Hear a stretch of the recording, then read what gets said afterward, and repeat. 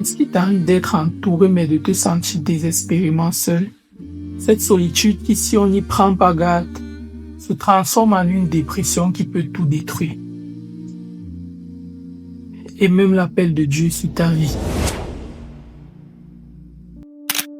Aujourd'hui, je veux te montrer comment ne pas tout perdre en te partageant l'erreur fatale d'un héros de la foi. J'ai nommé A.A. Allen. Ce qui a terrassé ce géant n'est pas ce que tu crois. Et je te réserve une surprise de son histoire dont tu n'as jamais entendu parler. Peu de gens savent que derrière les initiales A.A. Allen se cache deux prénoms porteurs d'un héritage de combat. Le premier A pour Asa, comme ce roi de Juda qui a commencé dans la gloire, mais qui a fini en s'appuyant sur les hommes plutôt que sur Dieu. Le deuxième A pour Alonzo, qui signifie qui est prêt au combat. Et toi? Est-ce qu'on t'a également dit un jour qu'un homme n'avait pas le droit d'être fatigué? Que tu dois être Alonzo, prêt au combat? Et cela, même quand tu es épuisé. Toute sa vie, Asa Alonzo Allen a été ce guerrier. Il a affronté la pauvreté extrême et les persécutions pour apporter la guérison à des milliers de personnes. Sa tente pouvait accueillir 20 000 personnes. Il était le visage de l'espoir pour toute une génération. Mais voici le piège dont on ne nous parle pas assez. Plus tu montes haut, plus l'air devient rare. Allen guérissait les boiteux, mais personne ne guérissait sa fatigue. Il chassait les démons des autres, mais il restait seul le soir avec les siens dans sa caravane. Le guerrier prêt au combat a commis l'erreur que nous commettons tous lorsque nous souffrons. Il a cru qu'il devait porter son armure 24 heures sur 24 sans jamais avouer qu'il avait mal. J'ai moi-même été ainsi tout récemment et je sais que vous êtes nombreux à être dans cette position à m'écouter actuellement. Je vais te dire une vérité crue. Quand on refuse de montrer sa vulnérabilité aux hommes, on finit souvent par chercher un refuge ailleurs. Et cet ailleurs est souvent moins intéressant que les hommes auxquels on aurait affiché notre vulnérabilité. Quelqu'un a dit les hommes les plus forts sont ceux qui admettent leur vulnérabilité. Ceci vient totalement détruire l'image de l'homme fort que nous vend la société, à savoir quelqu'un qui peut tout encaisser sans jamais rejaillir. Pour A.A. Allen, le refuge qu'il a fini par trouver était l'alcool. Le tien, c'est peut-être les jeux vidéo, regarder des écrans toute la journée ou autre encore. Imagine-toi un peu le contraste. Le jour, il commande aux maladies de partir au nom de Jésus. La nuit, il lutte contre une bouteille d'alcool pour faire taire la solitude. En 1955, il est arrêté pour conduite en état d'ivresse. Le choc est mondial. Mais au lieu de s'arrêter là et de demander de l'aide, il fait ce que beaucoup d'entre nous font quand ils ont une réputation. Il nie tout en bloc. Il a ainsi continué à se battre tout seul sous une armure qui devenait chaque jour plus lourde. Exactement comme toi qui m'écoutes en ce moment. Honnêtement, quand ton entourage commence à voir tes fissures, ton irritabilité, ton silence, ton regard vide, est-ce que tu fais comme Alain? Est-ce que tu nies tout en bloc pour sauver les apparences, alors qu'en réalité tu es en train de te noyer?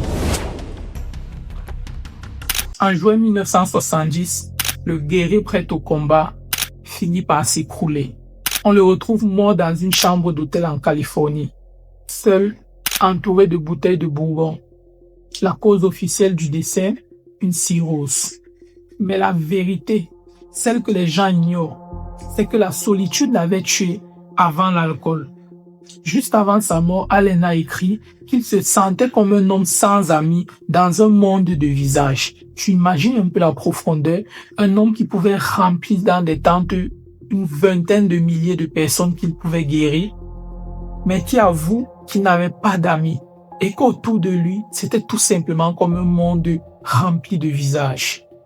Le piège des apparences. La tragique histoire d'un géant qui pouvait parler à 20 000 personnes, mais qui n'avait personne à qui confier sa propre douleur. L'erreur fatale d'Asa Alonzo Allen n'était pas de souffrir, mais de croire que sa force pouvait se trouver dans son isolement. Si tu te sens seul aujourd'hui, ne commets pas la même erreur. Cette vidéo est peut-être sur le point de te sauver la vie. L'église n'est pas un musée de saints, c'est un hôpital pour les brisés. Ne laisse pas ton armure d'apparence devenir ton cercle. Parle à quelqu'un, brise le silence avant que le silence ne te brise. Si ce message t'a parlé, attache-le à quelqu'un qui se bat actuellement en silence. La guerre contre la solitude, on ne la gagne pas seul. Si tu es encore là, tu as probablement reconnu une partie de ton histoire dans celle d'Asa Alonso. Laisse-moi maintenant te révéler si tu es sur la même pente glissante que lui. Voici 3 signes que ton armure est en train de commencer à dévorer ton âme. Premier signe, le syndrome de la double vie. Est-ce que tu es une personne différente quand les lumières s'éteignent? Est-ce que toi aussi, tu es un Allen sous la tente au milieu des 20 000 personnes qu'il doit guérir et un Allen dans la caravane quand la solitude dévore son âme? Allen avait sa tente de 20 000 personnes pour la gloire et sa caravane privée pour la détresse. 2 mondes qui ne se croisent en réalité jamais, quoique physiquement proches l'un de l'autre. Est-ce que ton ami de chrétien modèle, de père de famille solide, de femme forte et indépendante est devenu une prison pour toi? Si l'image que tu projettes demande plus d'énergie que ta vie réelle, alors tu es en train de t'épuiser. Demande immédiatement de l'aide avant qu'il ne soit trop tard. Deuxième signe, l'anesthésie émotionnelle. Allen utilisait de l'alcool. Il ne buvait pas par plaisir. Il buvait pour éteindre le bruit de ses responsabilités et de sa solitude. Et toi, quelle est ton anesthésie émotionnelle? Le scroll infini sur TikTok ou cette nourriture que tu manges sans même avoir faim? Je ne viens pas en jugement, car je sais qu'on n'utilise pas ces choses par plaisir. On les utilise pour ne pas ressentir le vide. Est-ce que tu essaies de tuer le temps parce que le temps passé avec toi-même devient insupportable? Je t'en supplie, au risque de me répéter, demande de l'aide avant qu'il ne soit trop tard. Troisième signe, le retrait invisible. C'est quand tu es physiquement là, mais émotionnellement absent. Tu réponds « ça va » par réflexe. Mais tu as l'impression au fond que personne ne connaît le vrai toi. Le véritable danger n'est pas d'être seul, c'est de se sentir seul au milieu de tout un monde. Si tu as un seul de ces 3 signes, tu es déjà sur la même pente glissante qu'Asa Alonso Allen. Je t'en conjure, demande de l'aide immédiatement avant qu'il ne soit trop tard. Si ces 3 signes que je viens de te partager résonnent en toi, sache qu'il y a en ce moment même des milliers de personnes qui portent cette même armure pesante d'Asa Allen. Je vais maintenant te partager 3 clés pour ne pas finir dans cette même chambre d'hôtel spirituelle qu'Asa Alonso Allen. Mais avant, je te demande une chose. Aide-moi à briser la solitude de 3 personnes. En likant cette vidéo et en t'abonnant, tu aides l'algorithme à diffuser cette vidéo à quelqu'un qui est peut-être à bout de force en ce moment même.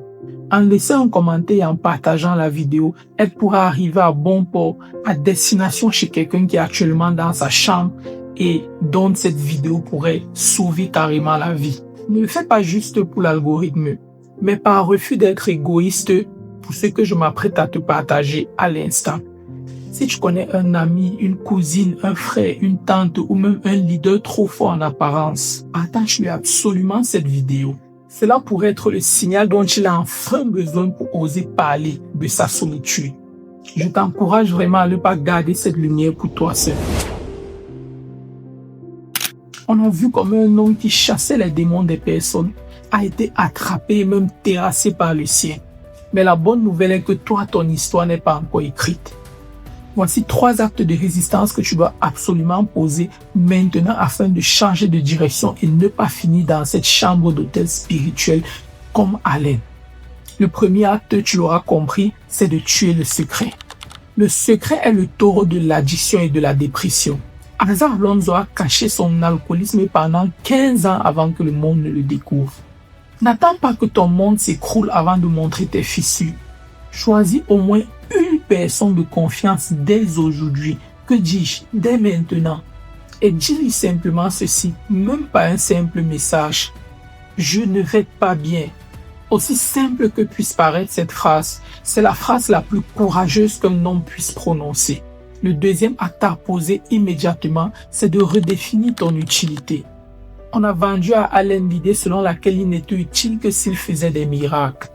Peut-être toi aussi tu penses que tu n'es utile que si tu es productif, si tu gagnes plus d'argent ou si tu aides les autres. C'est un gros mensonge. Tout cela est très bien, mais à quel prix? Dieu t'aimait déjà avant que tu ne fasses quoi que ce soit pour lui. Ton repos n'est pas une récompense, c'est une nécessité. Troisième et dernière clé, reconstruire ton hôtel privé. Ceci est la partie la plus délicate et je te conseille de te faire accompagner dans les débuts. Regarde au paradoxe d'Alonso. Cet homme qui priait pour des foules en public, mais qui ne savait plus parler à Dieu pour lui-même dans le secret. Ne laisse pas ton ministère, ton travail ou encore tes responsabilités remplacer ton intimité avec Dieu.